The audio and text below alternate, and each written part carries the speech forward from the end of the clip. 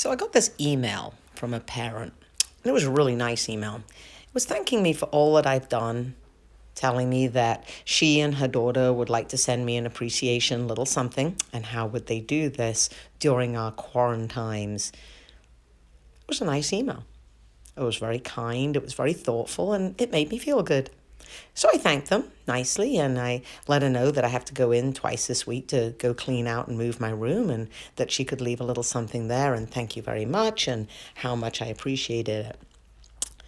And after that, I started thinking, first of all, I don't ever remember, maybe once, receiving anything for Teacher Appreciation Week from a parent. I think perhaps there was one time. Now, the PTO always does a fantastic job, as do admin, but not parents. It's not something that crosses their minds, and why should it? Just in a couple of weeks, we'll be finishing up school, and then those parents who feel so inclined occasionally give us a nice little gift or a card, and sometimes something really special. So it's not something I've complained about. It's not something that bothers me. It just struck me as, interesting. Could it be because it's on the news everywhere? Could it be because you're seeing it on Facebook everywhere? We're being really appreciated right now during COVID. And then I thought about a little line, a throwaway comment she had in her email. Something to the effect of, I really want you to know how much I appreciate you and all you do, especially during this time. Especially during this time. That makes me feel guilty. Am I working hard? Sure. Am I doing everything I can to connect with these kids? Absolutely.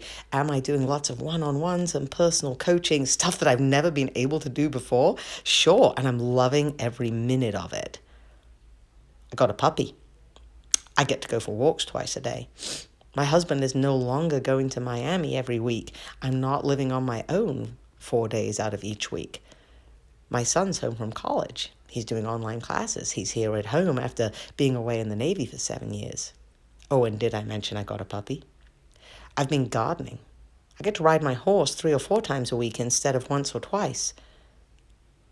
I get to meet with students one-on-one. Yeah, it's virtually, but the work we're doing is fantastic. My high flyers are flying really high with this independent learning. I have kids who really didn't do much in the classroom, who are now functioning.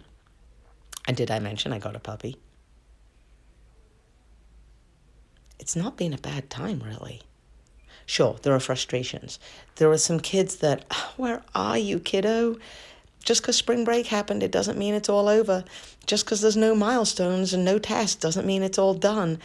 Just because they announced that your third quarter grade has to be your grade, you can't go lower, doesn't mean that it's not worth it. I've never really given grades anyway, only for summatives. That's frustrating. I try to reach out. I try to text parents. I try to call parents. I try to email parents. I try to text kids. I try to message kids. I try to do everything I can. And that's hard. But there's so much joy. There's so much learning. I've learned so much. I can't wait for next year. I don't know what kind of teaching we'll see. I don't know what it's going to be like. Is it going to be back to normal? I hope not. I hope that we've all learned from this. I hope that we're going to add self-paced learning to all of our courses. I hope that we're going to help students to be independent. And even, dare I say it, I hope for some virtual teaching. I also hope we address the equity. I hope that every kid will have a Chromebook in their hands. I hope that we can help with access to Wi-Fi. I hope that the students who need the support will get the support. But what I really hope for is that we'll stop teaching kids to get the work done, and we'll start teaching kids to be inspired by learning. That's what I hope. So it's great to feel appreciated.